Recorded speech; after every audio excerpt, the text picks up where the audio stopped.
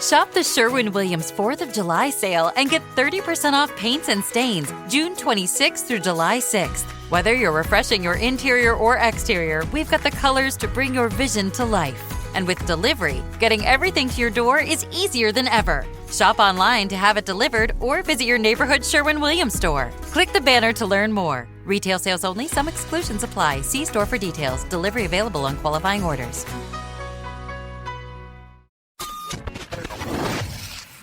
Yay Networks. How incredible is it when we can make changes that benefit us personally? They benefit our physical health, our mental health, and they can also benefit our planet, the environment. That's what we're talking about in this week's episode of Fueled Wellness and Nutrition. We'll be talking about some practical ways that we can reduce, reuse, and recycle. And let's be honest, I think, we look around, there's a huge trend of overconsumption. And so what can we do to reduce and reuse and recycle? We'll be talking about one single food item that just changing this can truly move the needle when it comes to climate change and environment. And then also, what's the rundown on recycling, what all the different numbers mean, and composting. So we'll have all that for you in this week's episode of Fueled Wellness and Nutrition. A quick note before we dive into today's podcast. If you like what you hear, I would love for you to subscribe to Fueled Wellness and Nutrition, wherever you download your podcast. It would also be incredible if you take a minute to rate and review this podcast. Those things do matter, and they really help us. I'm Molly Kimball. Welcome to Fueled, a wellness and nutrition podcast. I'm a registered dietitian and nutrition journalist with a passion to help people live their strongest, healthiest life possible. In my weekly TV segments and columns, there's a limited amount of time and space to cover everything, but there's so much more to share. This podcast is my opportunity to dive deeper into the topics you want to know about. As I'm recording this podcast, it's early May. Earth Day was technically a couple of weeks ago. We were actually talking festivals and all kinds of nutritional things around festivals that were happening here in New Orleans. And I was like, darn it, it overlaps with Earth Day. But the reality is, so what? It's Earth Day is sort of the reason that there's so much coverage of the climate, the planet, things that we can do for our health that can also benefit the planet. Earth Day is a reason for these to be very visible and these to be very talked about, but it doesn't really matter when we talk about it. So this is sort of inspired by the fact that Earth Day came and went. I have so much that I want to share with y'all. There's so much that's out of our control, of course. And we're going to be kind of talking about big picture and then what are the things, because it can feel really hopeless when you are, when we see the media headlines, when we see, the things that we're talking about with climate change, it can feel like, wow, how did we ever get started? But there are some things that we can do on an individual basis. So we'll talk big picture first. We'll talk about what are some of the, not maybe beyond the reduce, reuse, recycle. We're going to talk about that too. But what are some other things that we can just start to layer into our habits around how we travel, around how we use plastics, around even our appliances, all the things that we can do, just very small steps that can help move the needle, even just microscopically, but in our space, something that does give us that sense of control. And then we'll be talking about the reuse, reduce, recycle, some strategies for that. There's a lot of confusion as it comes to recycling, and I'll also be talking composting a bit. So for starters, Earth Day. Since the first Earth Day back in 1970, the U.S., the government has set up, multiple agencies to tackle environmental concerns. There's the EPA, there's NOAA, it's the National Oceanic and Atmospheric Administration. There's legislation like the Clean Air and Water Acts. In spite of all of this, though, climate change is a thing. And I don't want to, there's so much political around this, and that's not what this is about. People are, argue how much is climate change really a thing, or people are overreacting to it. The reality, I think, that we can say, speaking as someone, in the South and New Orleans, when we look at just the rise in natural disasters like hurricanes in our area, we look at the droughts, we look at the increase in wildfires, but especially what we're personally experiencing here, this increase in hurricanes. The things that used to kind of be the once a decade or once every couple of decades have become much more frequent. And a lot of that is due to climate change. Since the late 1800s, basically through the 1900s till now, the average world temperature has gone up about 2 degrees Fahrenheit. It doesn't sound like a lot, but those 2 degrees are part of what has already contributed to the stronger and more extreme weather events like we were talking about. And most of that rise, most of that 2 degree Fahrenheit rise has happened since 1975. And while the big heavy hitters are out of our control, it's regulations on emissions. It's what are factories doing, what's happening in the production, the industry area. What we are doing in our own single home is a really small drop in the bucket, but there's also a lot of us. And so when each of us does at least what we can, we're doing our part, we're moving the needle in what might be that very small way. If everyone is doing a large part of that, or at least some part of it, collectively as a whole, we can move the needle. Again, realizing that when we're looking at industry, we're looking at emissions, we're looking at things that are like huge on a much bigger scale than what we are doing in our household. And I'm highly aware of that. I'm not going to go down into that conversation for this podcast. What we'll be talking about is, okay, what are those things on an individual basis? What are those things on a community basis that we can do? So starting by taking a close look at our habits, our lifestyles, our behaviors, we'll be talking about specifics around nutrition, diet, certain foods that can make a real big impact. We'll be talking transportation, and we'll be talking about how we can go greener in our own homes. So starting with transportation and traveling smarter, this one's pretty easy. It's pretty straightforward. It's pretty easy to talk about, I'll say. It's not as easy to put change into place. But as of 2019, transportation was the biggest offender when it came to greenhouse gas emissions, according to the EPA. So our cars, shipping trucks, ships, planes, trains, all of this responsible for just under a third of our CO2 and other emissions. So when we think about, okay, what can we do? If you're driving and it's not, if you have the option to walk or ride your bike, absolutely. Also, when we look beyond what we're talking about for the planet, what can we do for the planet that's also really good for our health? Physically moving is going to be key.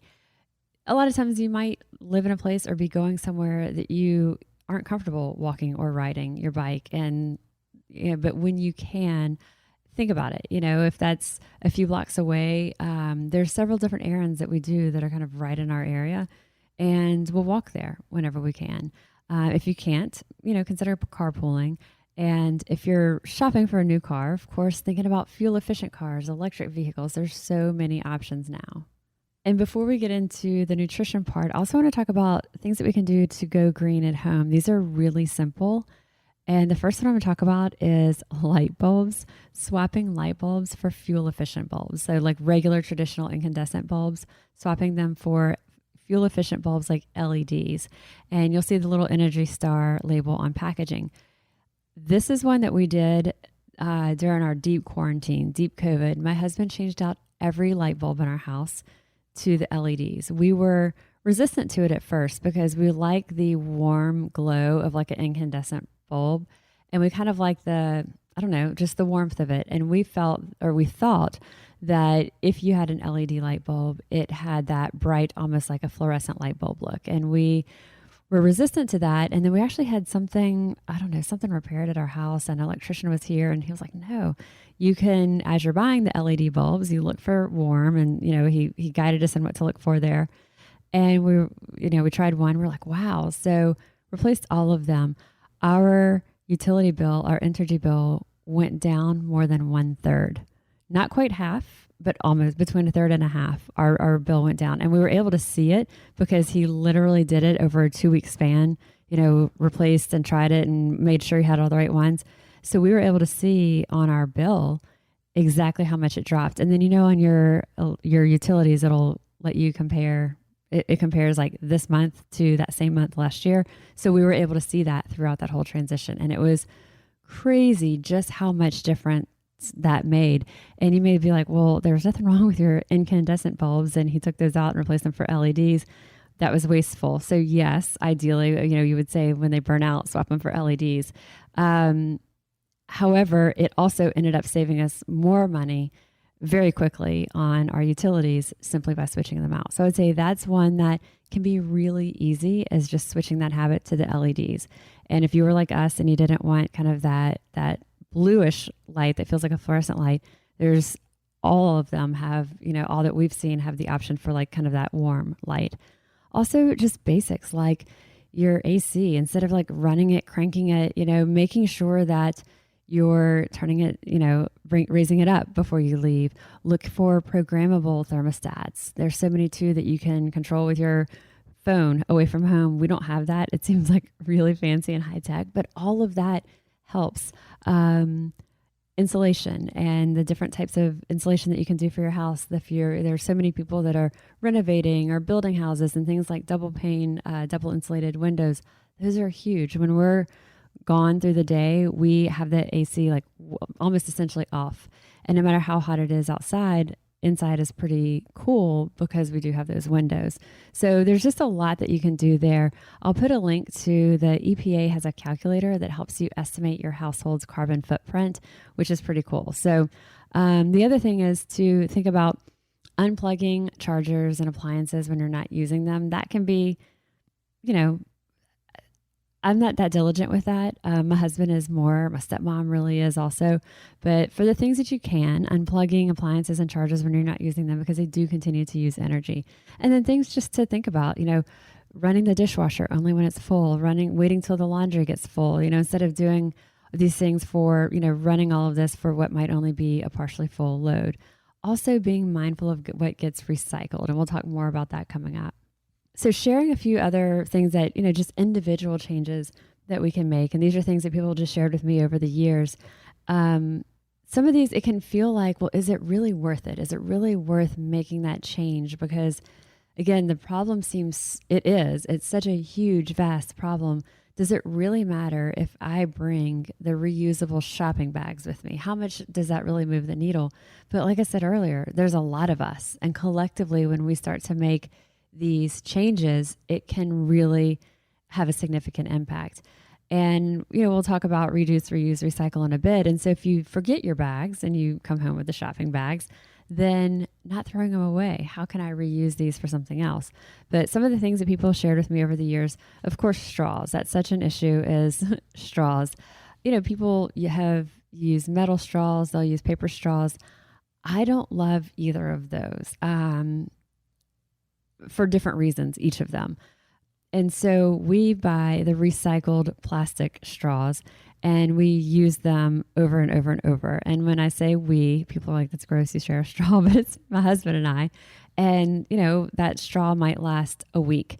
So please don't send nasty grams about that. But that is sort of, a metal straw and a paper straw, both of them kind of, for me, aren't so much of a fit. So that's what I'll do.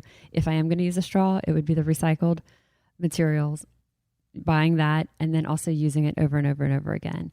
Some people specifically won't buy paper towels or paper napkins. They'll only use reusable.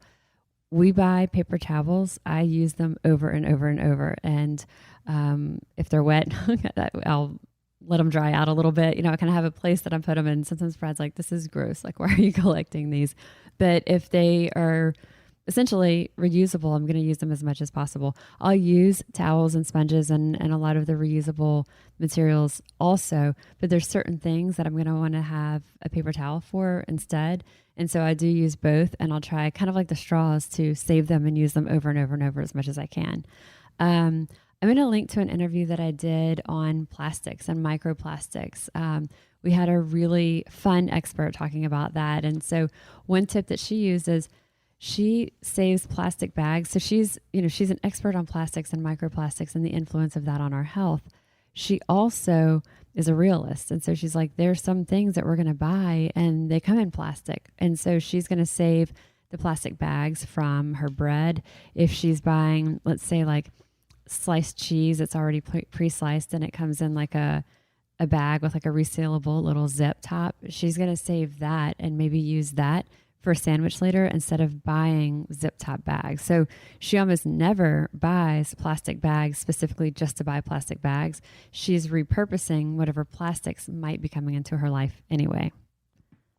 Let's take a minute to talk about the Farmer's Dog, one of our partners for this week's episode. It has us rethinking how we feed our dogs with real, fresh food. And y'all, this is a really cool brand. I personally don't have a dog, unfortunately. So we tried out the Farmer's Dog with Ella Sue, my sister-in-law Tracy's golden retriever.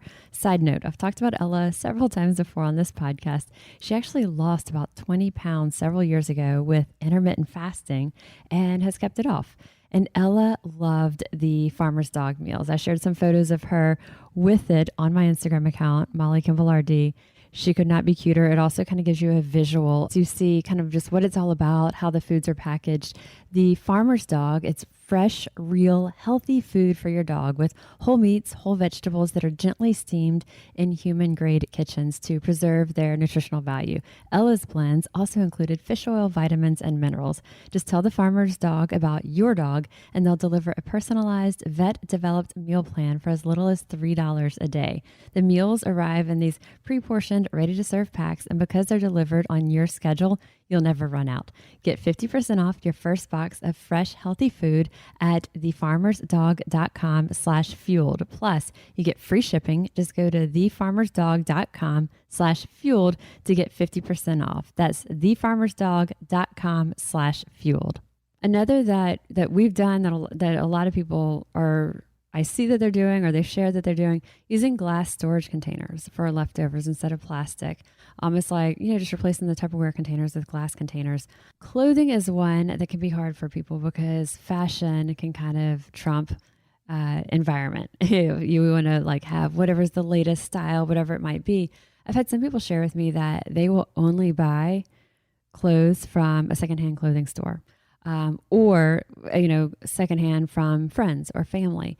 So they'll take that, how can we, the reduce. So when we talk about reduce and reuse and recycle, that's going towards clothing as well.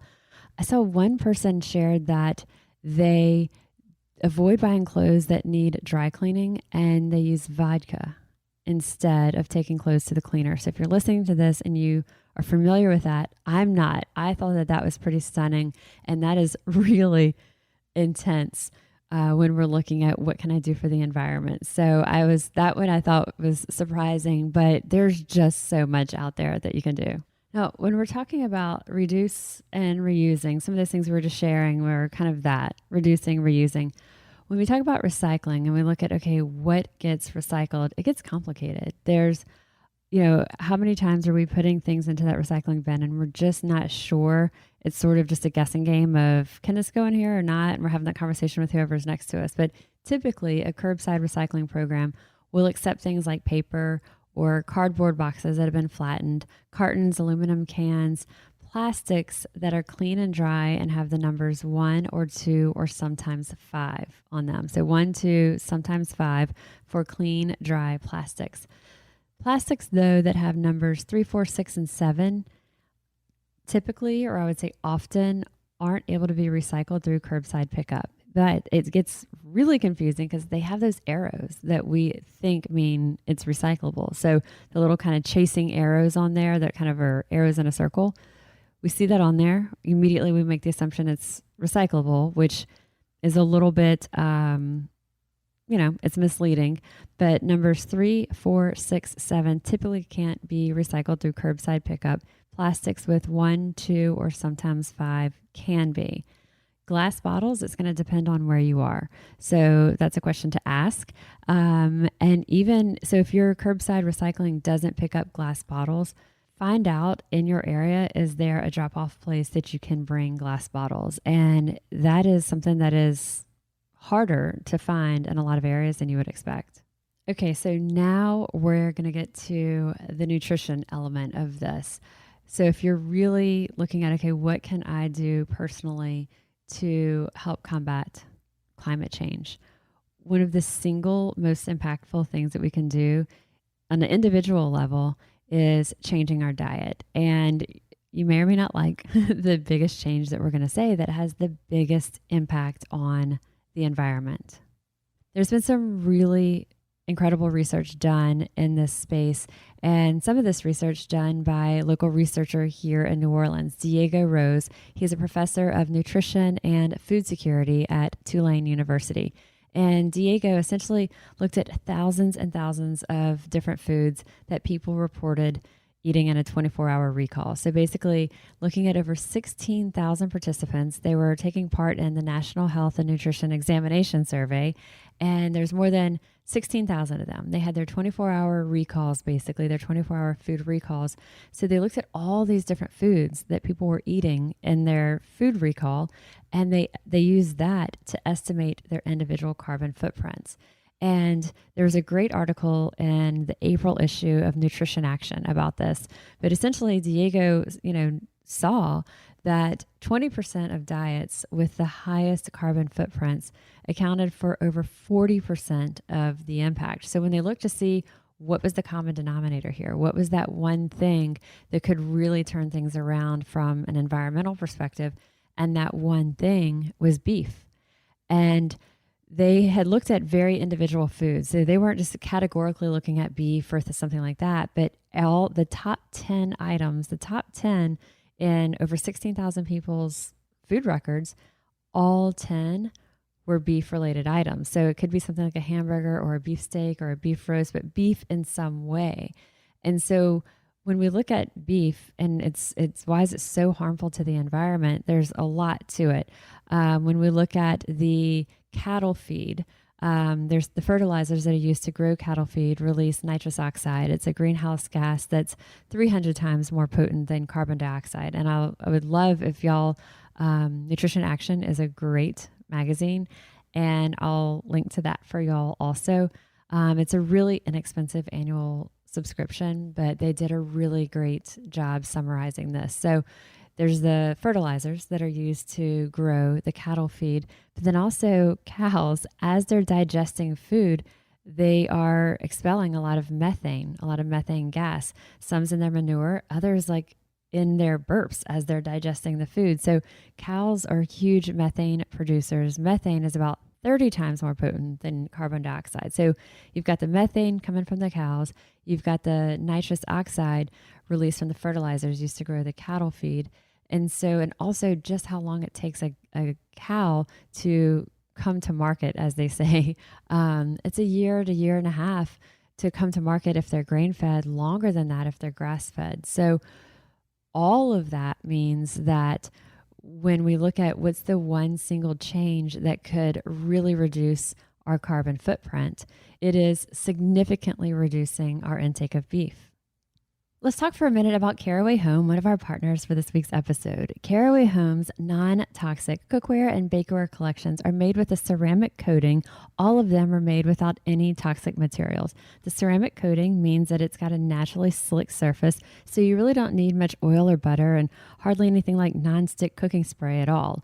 We love our Caraway Home cookware. The pans heat up really quickly, they cook evenly, they're incredibly easy to clean, and they're available in a variety of colors. Even the color palette they have is elevated compared to traditional kitchenware.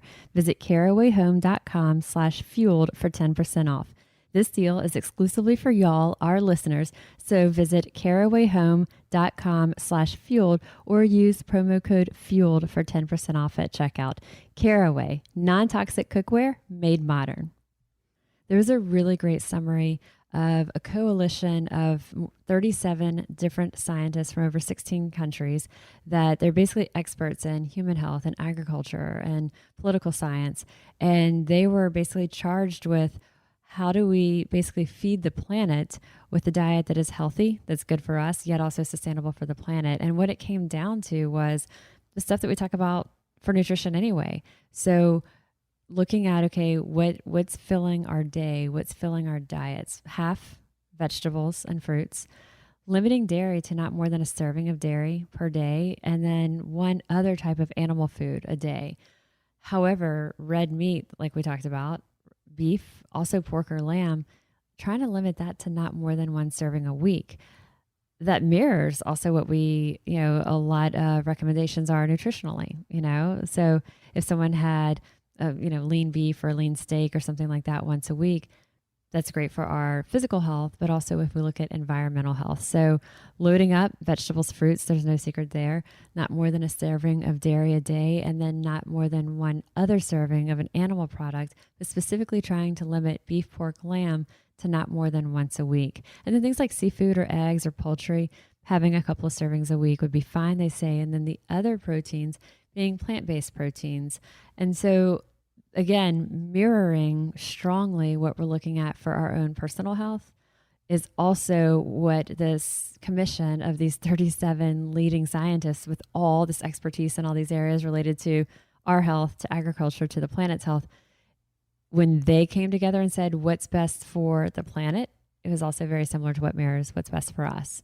I do think it's also worth noting that there's the beef industry, and I'm not at all a beef hater on this. If I have, I love a steak, and I'll have a steak from time to time. So I'm not vegetarian. I don't always avoid meat. It's not something that I have a lot of in my diet, just naturally.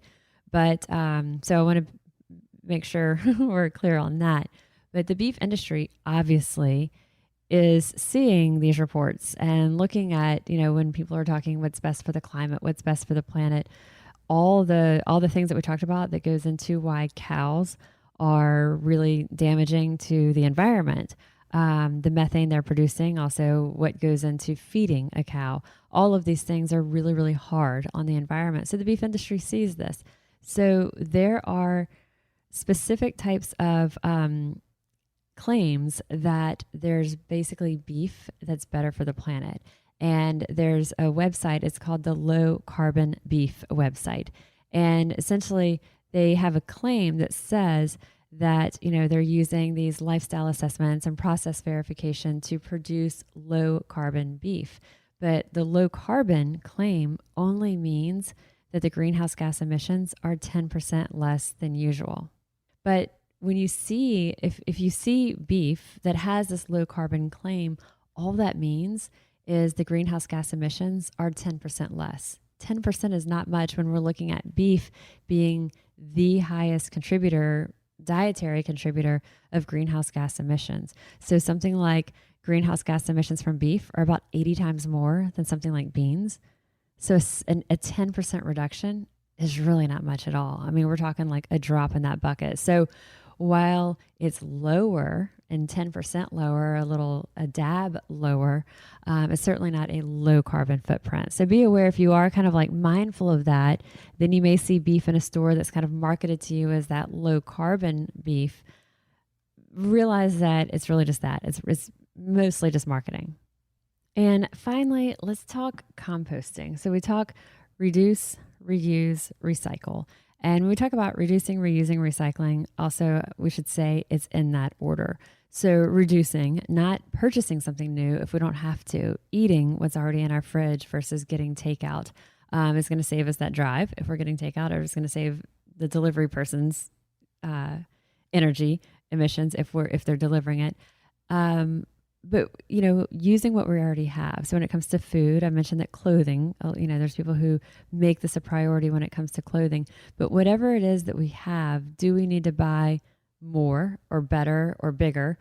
What do we have that we can simply reduce first? So reducing our consumption is tremendous. When we look around our community and we look around the U.S., there's a problem with overconsumption. I think if if we're looking at ourselves or just kind of looking at the issue objectively, there's a strong tendency towards overconsumption in the U.S. So reduce, reuse, recycle. That reduce is that first thing. Do we really need it? Do we need to purchase this? Do we need more, bigger, better? What do we already have that we can make do with? The second is reuse. I talked about that with the straws. Our microplastics expert does this with, plastics that are naturally coming into our house. How can I reuse these? If it's bags that you didn't bring your own at the store, well, how are you going to, just reuse those bags? What can we do to get as many uses of something out of a product as possible? I have been loving Athletic Greens, y'all. It's one of our partners for this week's episode. Just a single scoop of Athletic Greens gives us 75 high-quality vitamins, minerals, whole food-sourced superfoods, probiotics, and adaptogens to fuel our day well. This special blend of ingredients supports our gut health, nervous system, immune system, our energy, recovery, and focus. It also tastes really good. It's slightly sweet, slightly tropical. My husband and I blend a serving of athletic greens into a smoothie, typically in the afternoon, adding protein powder or collagen powder with unsweetened coconut milk and a handful of frozen berries. It's available also in packets, which are super convenient for travel. It's lifestyle friendly, so whether you eat keto, paleo, vegan, dairy-free, gluten-free, there's something for you. There's less than 1 gram of sugar. There's no chemicals, no artificial anything. Your subscription comes with a year's supply. It also costs less than $3 a day, and you're investing in an all-in-one nutritional insurance. To make it easy, Athletic Greens is giving a free 1-year supply of immune-supporting vitamin D and 5 free travel packs with your first purchase. All you have to do is visit athleticgreens.com/fueled. Again, that's athleticgreens.com/fueled to take ownership over your health and pick up the ultimate daily nutritional insurance. And then finally, recycling. So we talked a little bit about that. It's not always super clear of what can go into that bin. And so contacting your recycling center, contacting your parish or your county to ask these questions about what can be. And then we talked about, if there's things that you can do that minimize the things that are going into your recycle bin, and you're using reusable versions of water bottles, et cetera, containers for food, all of this stuff.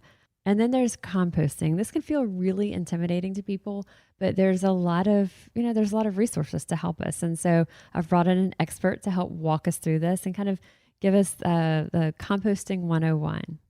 So the topic of composting it's intimidating for a lot of people. It's something that, there seems like a lot of barriers. It seems like there's a lot of unknowns if someone's never done it before. So to help us walk through and understand and really simplify it and help us understand some easy ways that we can start, I have compost expert, also a master composter, Lynn Serpy with me. So Lynn, thank you so much for taking the time. Thank you for having me. I love to talk compost. You're founder of a organization here in New Orleans called Compost Now. And that's, tell us about that, because it's a way to kind of, it takes some of the steps out of it for someone. Sure. So Compost Now is both an acronym and a call to action. Compost Now, the Now stands for New Orleans Waste. So essentially what we do is we act almost like a middleman for people. They collect their food scraps at home, they bring them to us, and we partner with local farms and community gardeners and larger composting organizations to turn their food scraps into nutrient-rich compost, which is essentially like organic fertilizer for your soil. Compost is a soil amendment. So, walk us through composting, because, a lot of people think about, growing up, you had that friend around the corner who had the huge compost pile in the backyard, or there's countertop composting containers, but then what's going into them? Like, what do we do with it? And then how does it work that we're actually creating something that can be usable? And then what's it used for later, and kind of what are all the different applications? Okay, sure. So composting itself, as I mentioned, is a way to basically turn your food scraps, your yard waste as well, into nutrient-rich compost. Your food scraps are a nitrogen source. Your carbon source are things like twigs and branches and mulch. And so composting basically just needs a mix of your nitrogen and your carbon, plus some air and some water. And the end result is this beautiful soil amendment called compost. I've heard it referred to as like green and brown compost. Perfect. So nitrogen is referred to as greens and carbon is referred to as browns. And so sometimes you hear people referred to as like wet and dry. So if you think about it, your browns, which are like your twigs and your leaves and your mulch, even things like shredded cardboard, they tend to be brown in color, but really it's the carbon source. And that's your dry materials. Your greens or your food scraps tend to be wet, and that's your nitrogen. So you're mixing the two, greens and browns, and you always want to have more browns than greens. At a minimum, you want an equal ratio. So every time, if you have a compost pile in your backyard, for example, every time you add your greens, your food scraps, you want to add your browns on top. And periodically, you want to add that air so you're mixing it up. And the reason to add the air is so that the decomposition process happens aerobically. So if you think of like aerobic exercise, it's when you're pumping oxygen into your heart. And so when you're aerobically composting, you're also adding that air, that oxygen, into the pile. So the greens, the browns, the oxygen, and then just a little bit of moisture because you don't want it too dry. The biggest thing to remember is your compost pile should be like a wrung-out sponge, that type of consistency. You don't want it too dry, and you don't want it too wet. So greens, browns, some air, and a little bit of water. And that's it. It's a natural process. If you do nothing, sooner or later, your items will decompose, and they will turn into compost. If you turn it more frequently, once a week, once every 2 weeks, it'll happen a little faster. If you go crazy and you decide to really worry about the exact ratio of greens to browns, you can make it happen even faster. But ultimately, composting is very, very simple. Your greens, your browns, some air, and some water. And if even that is too much for you, a program like mine, I mean, it is for some people. Sometimes they just may not have the space. There are people who have in their lease that they can't have compost bins or compost piles in their backyard. That's actually written into certain leases? Oh, yeah. No, I've been told that. Absolutely. Wow. So that's where a program like mine comes in. Okay, and let me ask too, so when someone is talking about, okay, what's the size that someone would need to commit in their yard to a compost pile? Like kind of what's the suggested or recommended, and what does that look like? Would it be a wood box like you might have for a garden? Does it need to be higher? What kind of materials would be used for it? So there's no one perfect type of composting system. A lot of it depends on your space, the amount of time you want to allocate, your budget, etc. So I tend to be a lazy composter in my own home. I do what's called trench composting. I dig a hole about 18 inches deep and a foot wide, and so I basically dig a trench. And then the dirt I took out of the trench, I leave to one side, and I collect my scraps, and I freeze my scraps in my freezer. That way I collect my scraps, and I don't have to worry about fruit flies or rats or roaches or anything like that. So I freeze my scraps, and then once a week, I go to my backyard, and I dump my scraps in my trench. I put the dirt I took out on top of it, put a few more leaves on top of it, and tamp it down. And I just make my way along the trench, and what happens is everything just decomposes straight into the ground. Now, that's a form of composting that doesn't create that separate product, compost. If you want to create that separate product that you're adding to your soil, that you're adding to your raised bed, that you're adding to your container, then you can have a bin. It can be a 3-bin system made out of wooden pallets. It can be a trash can that has a bunch of holes in it so that you can get that oxygen, you can aerate it. Like I talked about earlier, It can be something like a tumbler. You often see these things that are kind of lifted off the ground. They're round so they can tumble. The reason for the tumble goes back to what I said before. You need greens and browns and air and water. And that tumbling process is how you get the aeration, how you get the oxygen. So each of these things have advantages and disadvantages. Some of them take more work. Some of them take less work. Some of them take longer to get your compost. So it really is up to the individual person to decide what they want to do. There's even something called vermicomposting, which is composting with worms. So I have a worm bin that I keep in my house. Worms like to be kept like 55 to 80 degrees. They don't want to be too hot. They don't want to be too cold. And in New Orleans, it can be a little hard sometimes to moderate the temperature. So I keep my worm bin in my house, either in my kitchen under the sink or in my bathroom. There's just so many ways people can compost. It's the biggest thing is to just start. So a lot of the people with my program, they bring us their frozen food scraps. So in my program, you do need to bring your frozen food scraps. We have 3 to 7 different locations all over New Orleans every single day on both sides of the river. And so our website, which is compost-now.org, lists them. We have an Instagram, and we have Facebook, which is facebook.com/compost New Orleans Waste. And it lists all of our locations. And that's a great introduction as well. So the biggest thing I can encourage is that people just get started, and then they'll see how easy it is. And I will say also that if you have a problem, the answer is almost always more browns. Well, and so when someone is using compost now, they're going to bring their scraps to you, and they could be frozen or not frozen, or do you prefer that they're frozen? They pretty much have to be frozen, and that's because many of our locations are in public spaces. So we started off at libraries, and then when COVID hit, many of the libraries closed for a significant period of time, and we had to find new locations. So we went to organizations with similar environmental missions like City Park and Audubon Park and the Green Project. And in those locations, the public is around. And so we want to make sure that everyone has a positive experience, the people dropping off the scrap, the volunteers who are staffing the bins, and the general public. And the best way to do that is to reduce the smells, and that means freezing the scraps. So again, it reduces the smells, it reduces fruit flies, it doesn't attract rats and roaches. And it turns out that actually the process of freezing and then the thawing out process, it breaks the cellular membranes down even faster. So it actually helps the decomposition process as well. So freezing your scraps is just a really smart thing to do if you're bringing it to a drop-off program, and they exist all over the country, all over the world. If you're composting at home, you don't have to freeze your scraps. There are plenty of kitchen top compost bins.